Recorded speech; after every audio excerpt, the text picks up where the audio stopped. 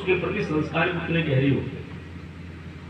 उस व्यक्ति के जानने के बाद मन के जो संस्कार है अपना काम करता है, उसकी याद, उसकी स्थिति उसके साथ जुड़ी रहती है।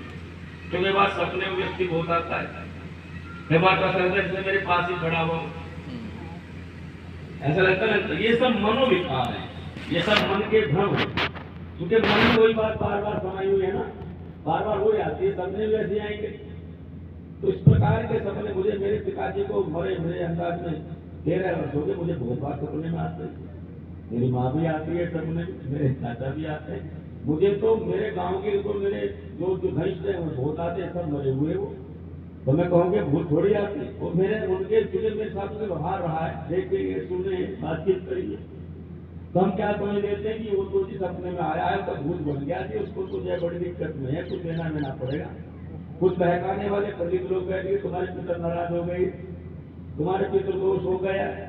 इसलिए ये अंधविश्वास इससे फैलता चला जाता है। और वैदिक सिद्धांत कहता है कि जीवात्मा बिना शरीर के कोई कर्म नहीं कर सकता, इसमें चिपट सकता, किसी को न पटक सकता, न कुछ कर सकता, ये उसके भ्रम है। दूसरी बात, हमारे बचपन में कई लोग हमें ऐसी कहानियां सुनाते हैं, तो बचपन में सुनी कहानियों के संस्कार बहुत देर तक बने रहते हैं।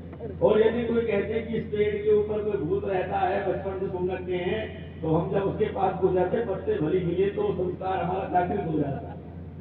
तो हम इस प्रकार से कई बार भय कितना होता है, भय का भूत। एक बार मैंने अखबार में पढ़ा कि एक व्यक्ति का एक्सीडेंट हो गया, एक्सीडेंट में व्यक्ति मर गया, और रात के 12-1 बजे की बात।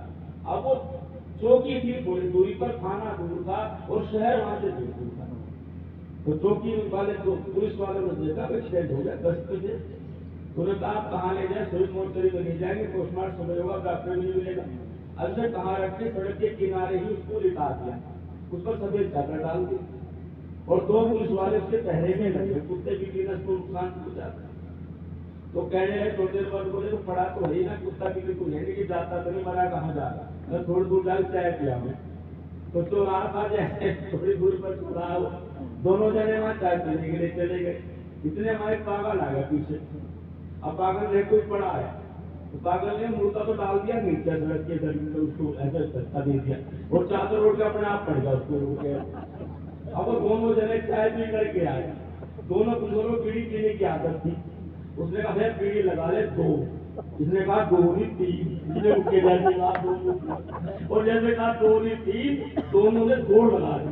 बोले तो भूत हो गया, उसके पीछे वो दौड़ लिया, बोले पता नहीं क्यों दौड़ रही। कोई अखबार में लिखा कि एक की तो चौकी पर जाते जाते मृत्यु, और एक ने अस्पताल में जाकर दम तोड़ दी। होता डर है जो हमारे भीतर संस्कार में रहता है भय, वो भय हमें बार बार परेशान कर रहा है। इस भय को निकालने का प्रयास ही तो ज्ञान है, ज्ञान ही है वह जो आपके भय को दूर करता है। निर्भय कौन बनाता है? विचारने से बड़ी प्यारी बात लिखी, जितना जितना मनुष्य का ज्ञान बढ़ता जाता है उतना उतना सुख बढ़ता है। ज्ञान ही, अविद्या ही दुख का कारण है। तो अविद्या कारण क्या है? सारे लोग अविद्या से पैदा हो रहे हैं, अविद्या फैलाने वाले लोग बैठे हैं, फिर भूत घुसा को निकालने वाले भी है।